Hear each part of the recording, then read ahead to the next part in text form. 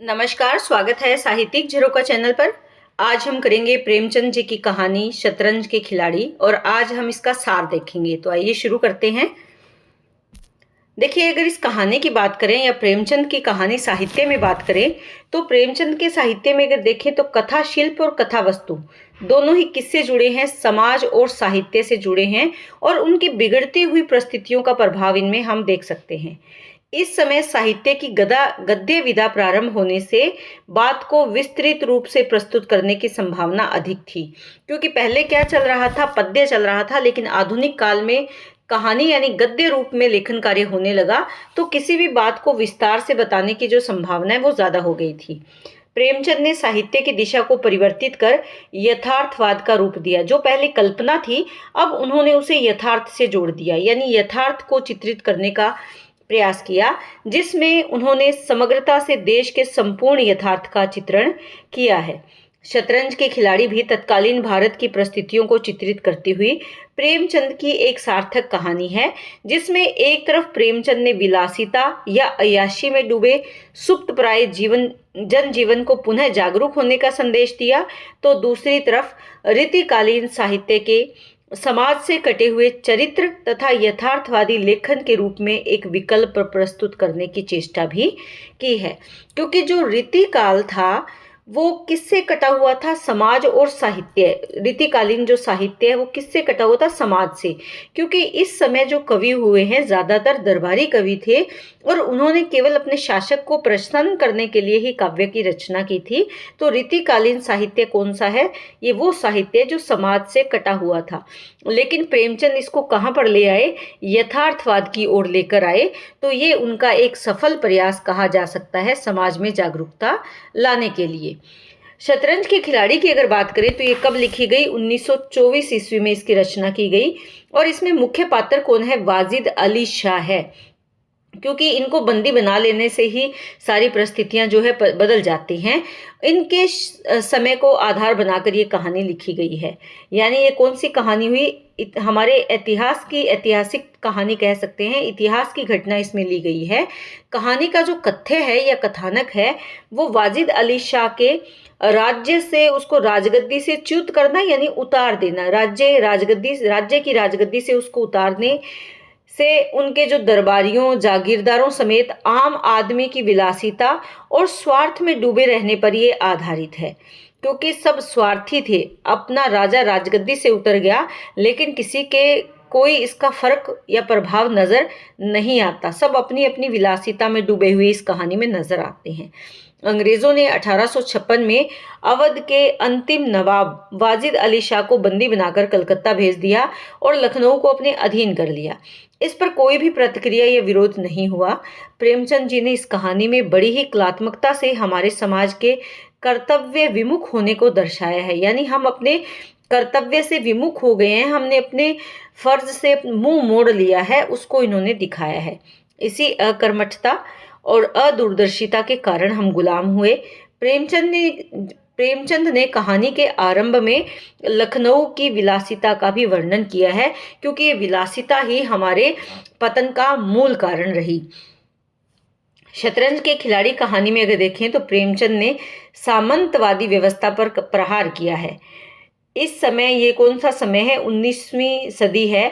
इस समय के सामाजिक और सांस्कृतिक सुधार के आंदोलन के रूप में भारतीय नव जागरण का उदय हो रहा था।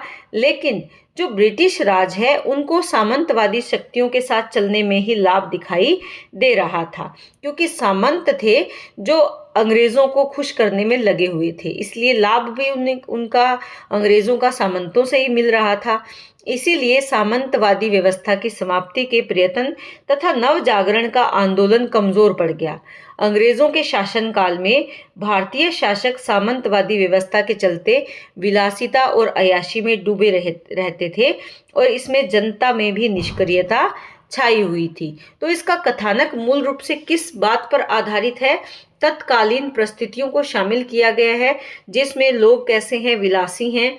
जो सरकार या हुकूमत जो शासन करने बैठी हैं वो सामंतवादी व्यवस्था की पक्षधर हैं। जो खुद का राजा है वो बंदी बना लिया गया है, लेकिन लोगों को इस बात का कोई फर्क नहीं या कोई प्रभाव नहीं है उनके जीवन पर। वो अपनी अय्याशी में डूबे हुए हैं और इसी के कारण उस समय जो यही एक पतन का कारण बना और वर्तमान समय में भी हम इसीलिए पतन की ओर जा रहे हैं या हमारे समाज में बदलाव नहीं आते, क्योंकि हम परिस्थितियों को अनदेखा करते हैं।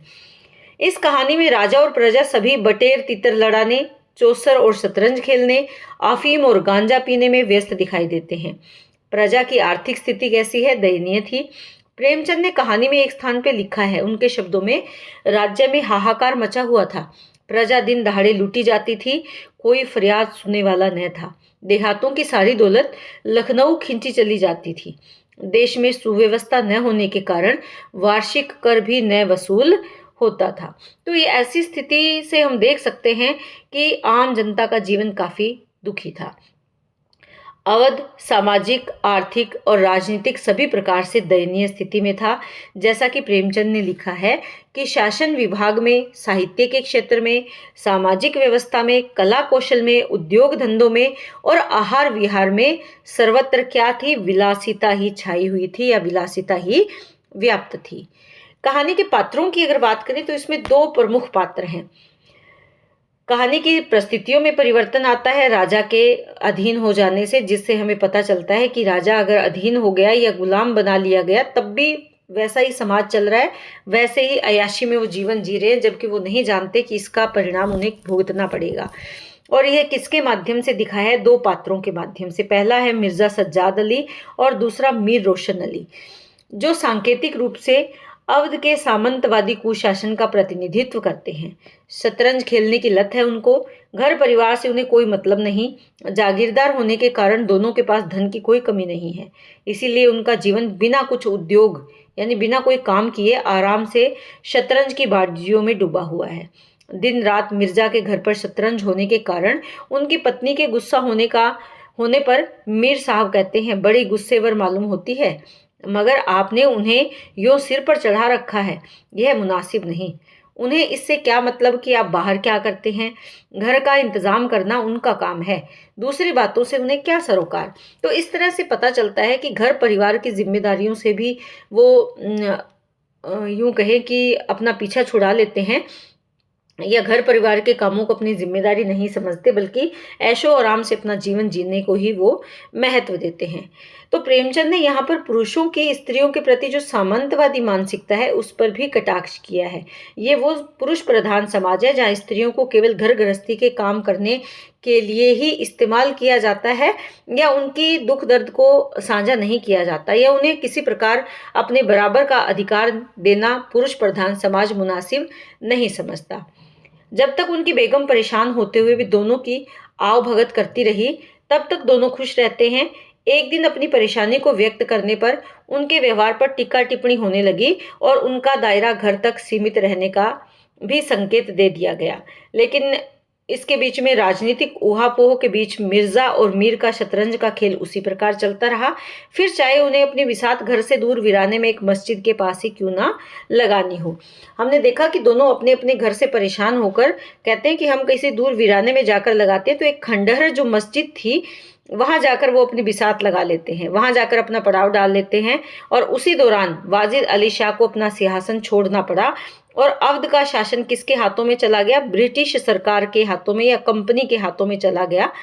पर इन दोनों पात्रों की शतरंज की लत पर कोई असर नहीं पड़ा और उसी शतरंज को लेकर दोनों में लड़ाई हो जाती है और दोनों मित्र आपसी लड़ाई में एक दूसरे की जान ले लेते हैं।